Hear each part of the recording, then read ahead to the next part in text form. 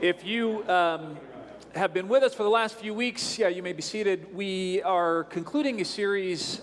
We concluded a series last week with Art on Oak on art and faith. It was wonderful, powerful, rich, textured, different. We are now moving into the fourth quarter of the economic cycle here in the United States, and so we thought this might be a good time to have a few-part series on simplicity and to remind ourselves of the blessings of being thankful for what we have before we enter this fantastic season of consumption. So just to kind of get our minds in the right place and to kind of get you to a place where you can think a little more critically, intentionally about what we're talking about this morning, I've got a quiz for you, pop quiz, okay? You got to answer all the questions. You got to do it by yourself, and you got to do it in 30 seconds. Ready? Go. I'll give you 60.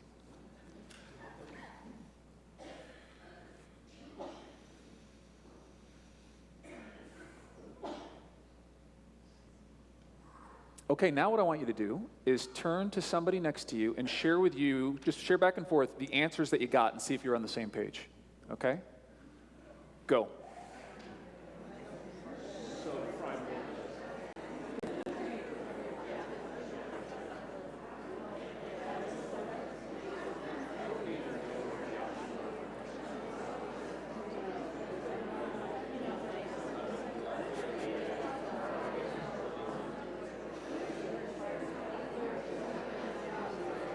You guys feeling pretty confident?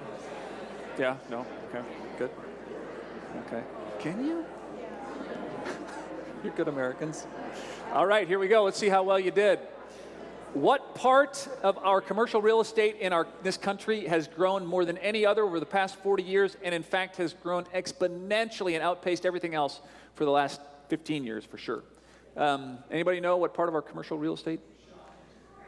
Storage. Storage sheds. Need more of them. We keep building them, and people keep buying them or renting them. Since the early 1970s, the average size, square foot, of an American home has increased by 50%, or it's doubled, or it's tripled. It has tripled. So the average house, some of you know this, but not that long ago, the average house square foot was about 900 square feet, and we seem to be able to somehow fit 2 or 3 children and our stuff in that spot. Usually, if you had a garage, it was how many car garage? 1. Today, the average square footage of a house is 2,600. Number 3, U.S. children make up a little less than 4% of the children on the planet, but have what percent of all toys and children's books? 85. It's actually 50%, so this should make us feel good about ourselves as Americans. Yeah, our 4% of children only take up 50% of all of the toys and the books. Which is good. What percentage of American families, this is astounding, what percentage of American families with 2-car garages can't park a car in them because of stuff? 84. Again, you should feel good about it. It's only 25%. 1 in 4 Americans have upgraded to a much bigger house and have 2 garages now and still can't fit all of our stuff. Now, if you went to people who have 2-car garages and can only park in one of the spots, it goes up to 60%. And then, of course, you see the need for the largest growing piece of commercial real estate in our country. You need, of course, to buy more storage. What, my American friends, is the secret of happiness? Stuff, of course it is. More and more stuff. If the secret of happiness is something that you're interested in, then you're in the right place this morning, because that's what we're talking about. In fact, that's what our scripture passage speaks to this morning, written 2,000 years ago, found in the epistle of 1 Timothy. This is one of the 3 what we call pastoral epistles. This is where Paul, or someone like Paul, wrote letters to people who were leading these first century churches. Timothy happened to be in the city of Ephesus, a house church that met there. And Paul knew Timothy well. They traveled together. He kind of mentored him. And he's writing now to him a letter saying, Timothy, as you are a young leader in this place, here's some things that I need you to remember, right? Because one of the most important things when you're starting a movement, when you're starting an organization, is to remember the why. Why do we exist again? What's our purpose? What's this movement all about? Don't forget the why. Don't forget the important stuff, because all sorts of other things, layers and accretions of reasons and hows and all that, start to accumulate very quickly. And so Paul writes these letters saying to Timothy and to others, don't forget the why. Don't forget the basics as to what we're doing and why we're doing it. And one of the things that he warns Timothy of is he says, you just need to be careful, because I've already heard of this. Paul had experienced it firsthand, that there is this shadow gospel.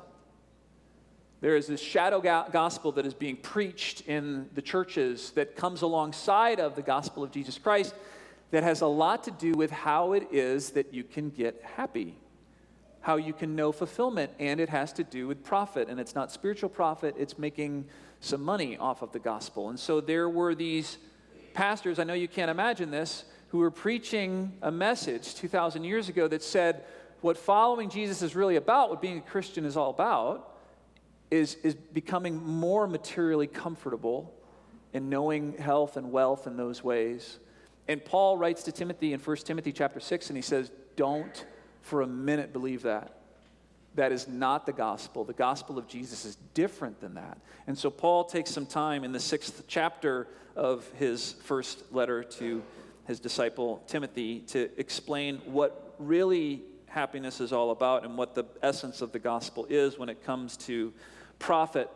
Those who are trying to, in chapter 6, verse 5, Paul says, those who are trying to gain profit, financial profit, off of the gospel are lost. Do not follow them. And then he goes on and he writes this.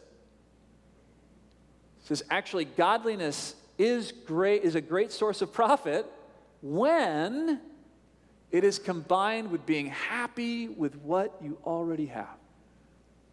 As simple as that sounds, what a profound spiritual discipline that would be, right? To practice on a regular basis. Being thankful with what we have. Paul reminds Timothy and all of us, we didn't bring anything into the world and we can't take anything out of it, so we will be happy with food and clothing. Let me ask you this question. Who do you know that's just happy with food and clothing? People who have been, what? Hungry. And people who haven't had clothing, they are very happy with food and clothing. The thing is, most of us in this room don't know that experience.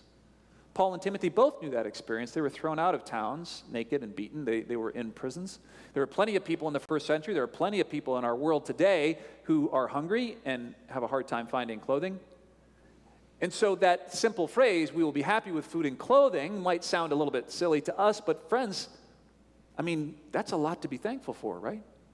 Food in your belly and clothes on your back, and sometimes we forget to be thankful for that. But people who are trying to get rich, Paul says, people who are trying to get rich fall into temptation. They are trapped by many Paul's a pretty straightforward guy. They are trapped by many stupid and harmful passions that plunge people into ruin and destruction. The love of money is the root of all kinds of evil. Amen. Some have wandered away from the faith and have impaled themselves. I mean, the imagery, have impaled themselves with a lot of pain because they have made money their goal. But, Paul says, for you, child of God, don't just resist these things. What should he do? Run away. Run away from these things. Instead, pursue not wealth and riches, but pursue righteousness, pursue holy living, pursue faithfulness, pursue love, endurance, and gentleness. Friends, this is the true gospel. This is the word of the Lord. Thanks be to God. There are certain trends in our society that come, and many of them come and go, and we don't even know what they are. Some of them come and are disruptive. Some of them are unhelpful. But sometimes I think certain trends come into our society in powerful ways that I feel like, even though they are popular or come in the form of a Netflix series or a book, some of them I think are just chock full of the wisdom of God. And God's wisdom is clearly displayed in these certain trends and ideas that sneak into our society and even get past some of our American defenses and encourage us to do important work, hard work, and I think spiritual work. And one of these trends that has kind of snuck up on us that that I think is a spiritual blessing for our country is this woman. You know her? Marie Kondo. Her phrase is finding things that spark joy. And she wrote this book, this bestseller, The Life-Changing Magic of Tidying Up. And she's adorable for a lot of reasons. She's very smart. She was born and raised in Japan and went to school in Tokyo. She's a sociologist. Apparently, her mom says she always enjoyed tidying up. She was just one of those kids. She was raised in the Shinto religion, and so this kind of wonderful amalgamation of Shintoism, and she actually went to a Christian university in Tokyo and majored in sociology, and this passion she has, she transformed this into this thing called finding joy, finding the things that spark joy in your life by this simple act of tidying up. It's life-changing. It's wonderful. And basically the thing that I love about it, the basic message is, take a look at all the stuff you have in your life and look at it and find things that actually spark joy in your life and give thanks for those things and hold on to them. It's a very positive way to kind of unclutter and to simplify our lives. And then as other people have taken it, another way to kind of see this, the antithesis of this is found this in a New Yorker cartoon.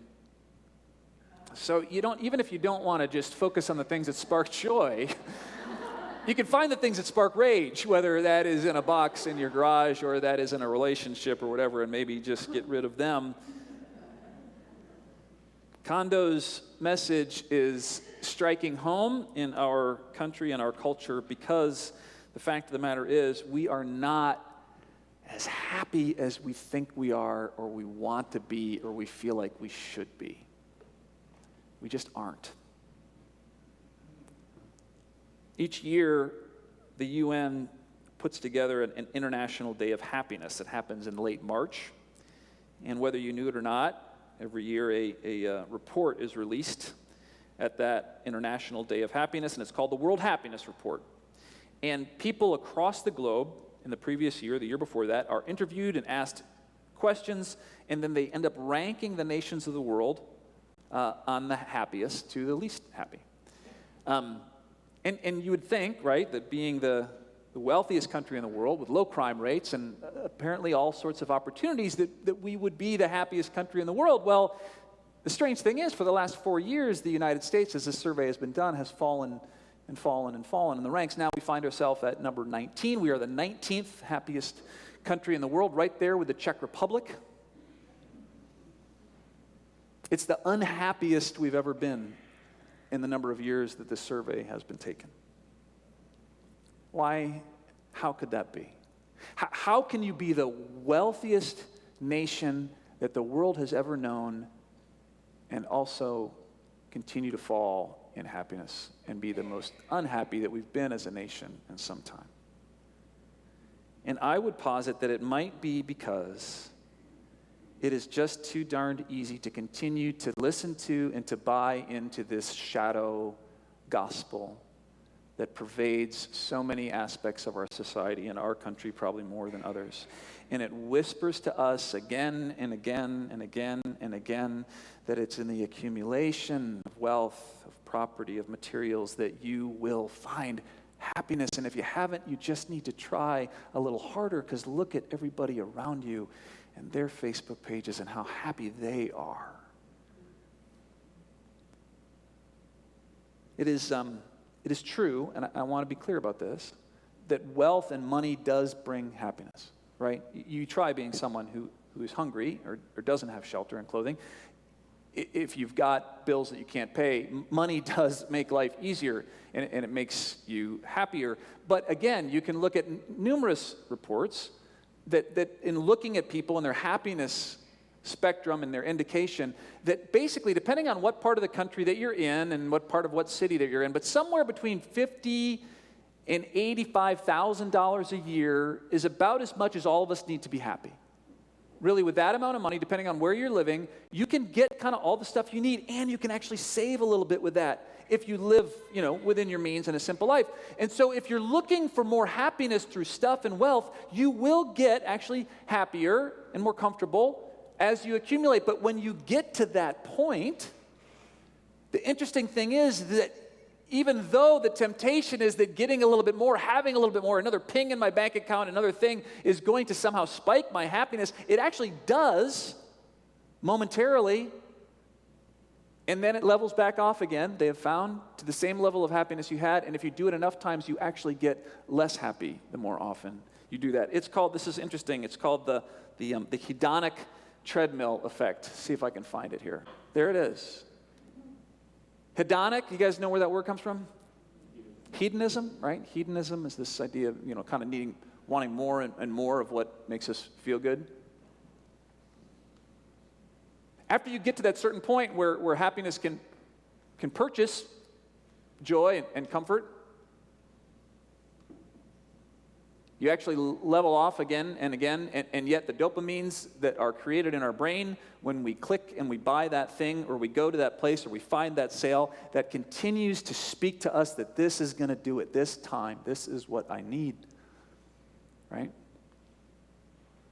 Anybody recognize this? Does this pattern fit into, not you, of course, but to somebody that you know, to a friend or a spouse? What Paul says to Timothy, and I want to get this clear as well, money is not evil. Making money is not evil. Earning money in honest ways is not evil. That's not wrong. What is wrong? Let's just take a look at this again.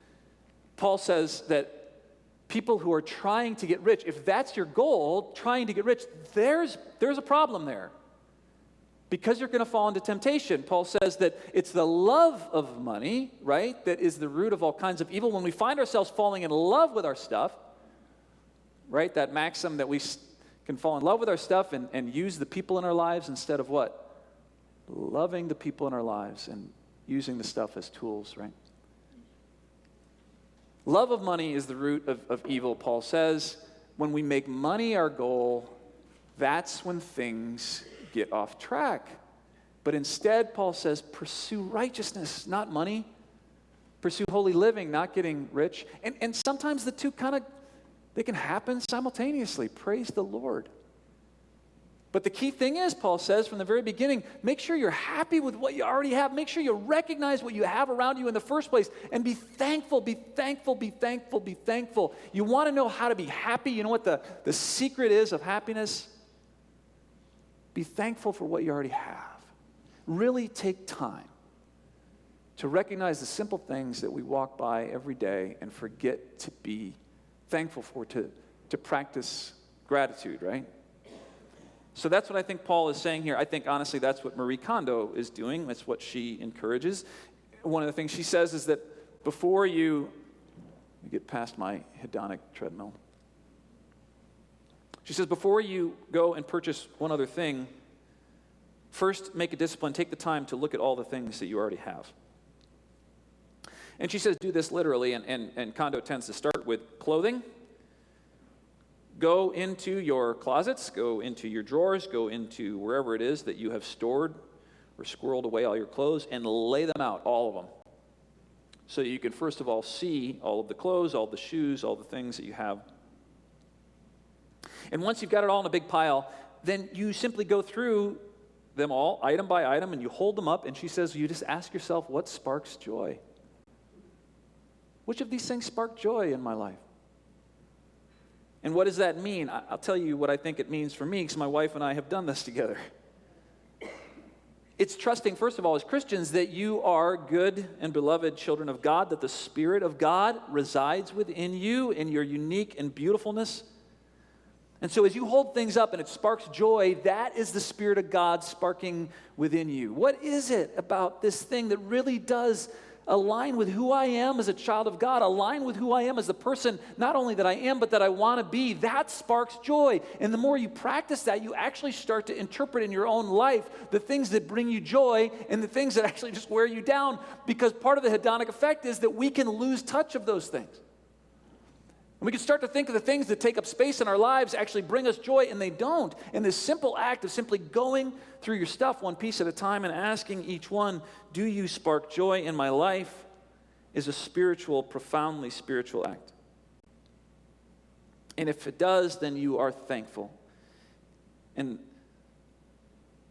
What Marie Kondo says is you give thanks to that object, to that shirt, and you hang it up.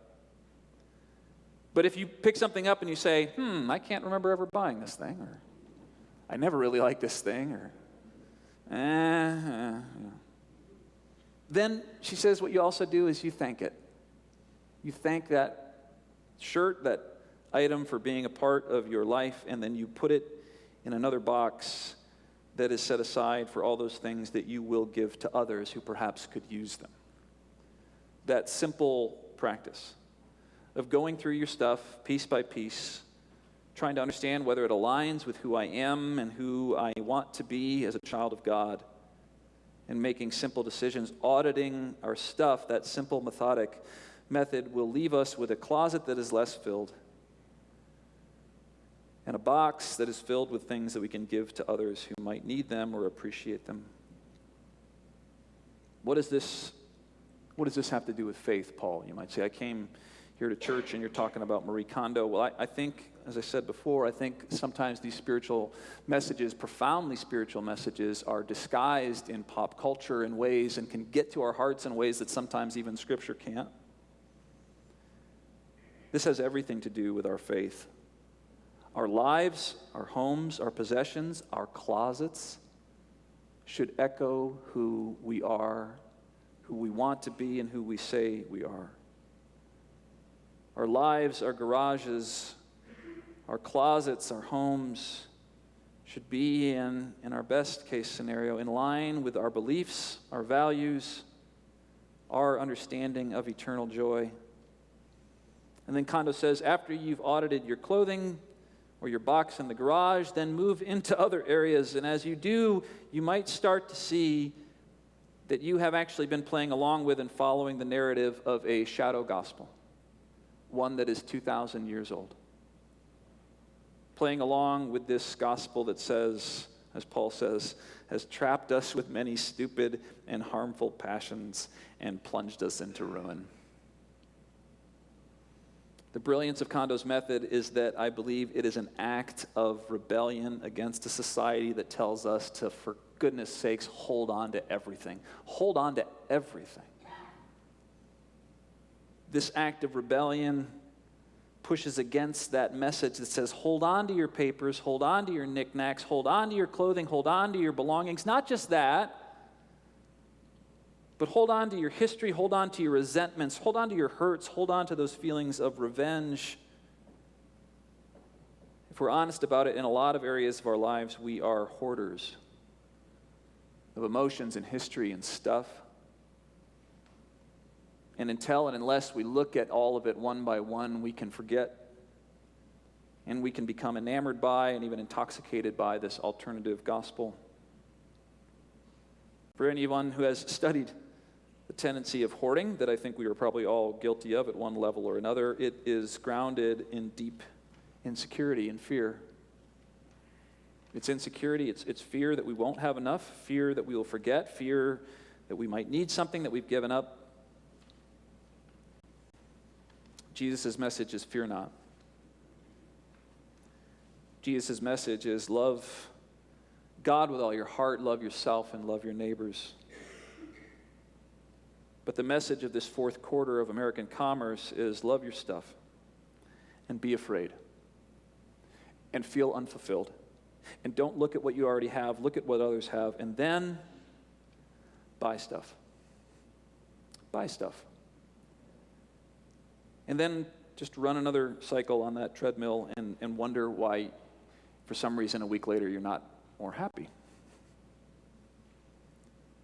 The weird and wild and wonderful thing about us as humans and the way that God has knitted us together is that when it comes to adding, say, another family member into our homes or our lives, adding another good friend or finding an opportunity to hug or enjoy another person or a child or a friend, that actually adds to our lives. It creates more space in our hearts.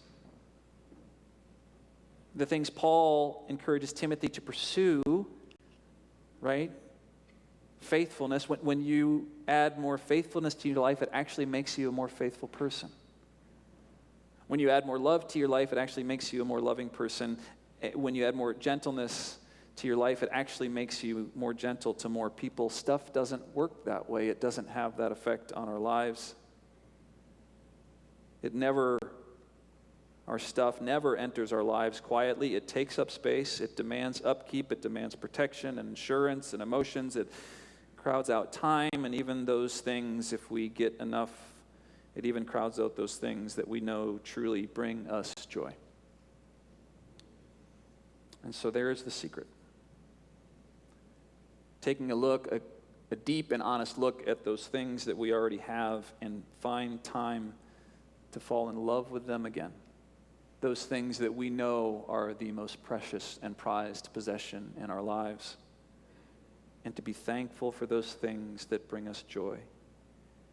And in the process, find all that stuff that we can give away and bless others and make our lives a little more simple. The secret of happiness is replacing our attitude towards our things with thankfulness, our attitudes towards people from any resentment to graciousness and appreciation. Friends, that's the secret. May God give us the strength to tune our ears to hear the true gospel and to filter out the shadow gospel that seeks to distract us and to fill our hearts with things that never fulfill this holiday season. As we conclude here, I wanted us to share some words that were written 50 years ago in the prayer of 1967. And let us join in this confession of faith. Life is a gift to be received with gratitude and a task to be pursued with courage. We are free to seek life within the purposes of God, to develop and protect the resources of nature for the common welfare, to work for justice and peace in society, and in other ways to use God's creative powers for the fulfillment of life.